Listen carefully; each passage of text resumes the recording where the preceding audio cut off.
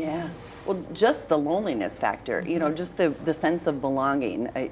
That's exactly right. That's what keeps going on in my head, is like the desperate need and desire just to belong somewhere, even if it's dangerous and toxic and makes you feel terrible, that it's in that moment, it's worth it because you belong here with this almost like community it's that's totally toxic a community. with you, right? And it's just like that. And they understand, and they probably have similar things going on. Like you said, the problems are not the drugs and alcohol necessarily. There's stuff going on underneath that, everyone, I think of, being overweight or gambling or all of these things. Nobody wants to have any of these things in their life, If you could if it was that easy, none of us would have any of those problems. And none of us want to be alone. No. And that's what I'm hearing through your story, is like just that you want to be doing something with someone that understands, even when it's dangerous. And it's amazing, your story. I think it's important too. What's the name of your book, Jason? It's A Perfect Tragedy, Finding Purpose in Pain, Loss, and Addiction. And it's a play on words a little bit, the tragedy being I lost a dear grandmother of mine 1 week into treatment, actually, and it was kind of a turning point for me. It was very heartbreaking for me because my grandma, we grew up with Grammy, right? We spent a lot of time there at her house in the summers. We got to run around, get in trouble, made her mad, all the things. But she took care of us. She was an angel on this planet, and they had staged an intervention at her place about 1.5 years prior to her passing. And it didn't go well. I will tell you then, it didn't go well. I was not in a good place. And so I left there saying some pretty mean and rude and nasty things that I wouldn't repeat. And I never got a chance to see her again. And I didn't get to make that right. And, I knew she was sick for a little bit. So when I found out that news, it was crushing because I'm 1 week into a life of, being removed from, again, the only solution I ever knew, which was drugs and alcohol.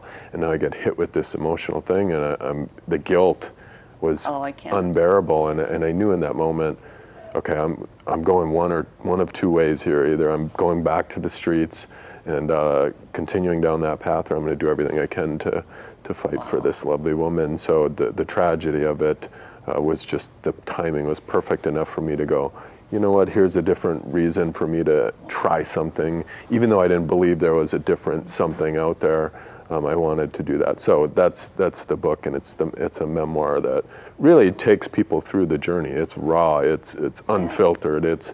These are the thoughts and actions and behaviors and feelings that I experienced in the midst of all that horror and the terrible things that happened.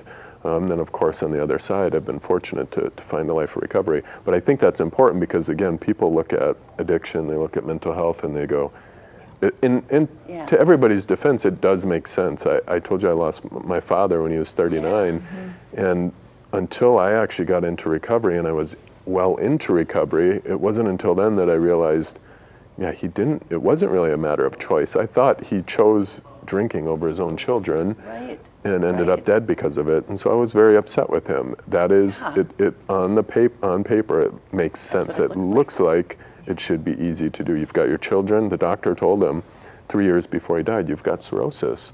If you stop drinking, you'll live like the rest of us, maybe a few complications, but if you don't, it'll kill you.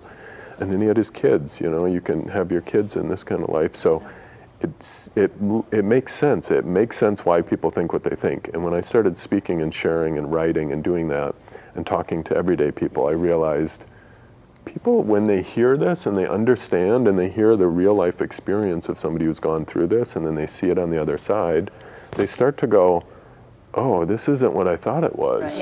Maybe you aren't a bad person making bad decisions, because I know that's not the case. You really were sick, and that's how you experienced life, and that's what you went through. I'm so sorry. How could, even if they weren't impacting me directly, then I'm sorry that I feel this way and think this way and have looked at people this way.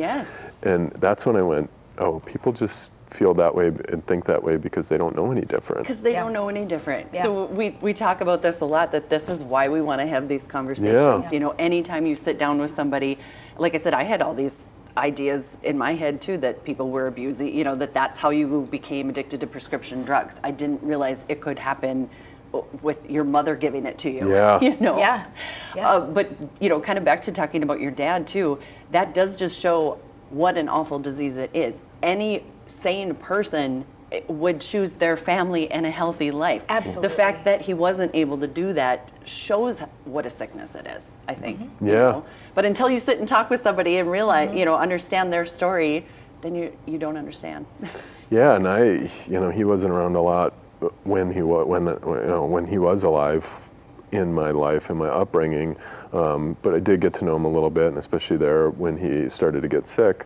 But as I spent time with his sister, my aunt, who unfortunately she just passed away this year after a long battle with cancer, she's been the closest person I've had on that side of the family, and she really got to talk me through my dad's entire life, and she got to share, and so I got to really have my eyes opened again to. She said he tried more than anyone I ever knew to go to he went to so many treatment programs. He did everything. He had such a big heart. He was doing all these things. He just couldn't, and he lost his mom at a very young age. He was 13 when she died from cancer, and so that was his rock, and they said from there it just spiraled, Jason. He just never came out of that. So yeah, I really got to learn again and again and again, this is a good-hearted person who just got caught up in something that was too powerful. It really is, and our society, again, tends to contribute unintentionally to this idea that it's not that difficult, and if you just, stop doing this or stop doing that, things will get better. And when people believe that, it's yes, it kind of gives it more power when we won't talk about it and we won't address it. I feel like when we do, it takes its power away a little bit. We're just thinking about your book and people reading through it. What a sense of community and what a sense of relatability people can have for you sharing your story and them reading and feeling like, okay, I'm not alone, I'm not crazy. Here's these, like you said, just raw thoughts, feelings, emotions about that I'm sure so many people can relate to. But it's really scary to do that. It's very vulnerable, which is why we like to have these conversations, and we're so thankful that you're here today.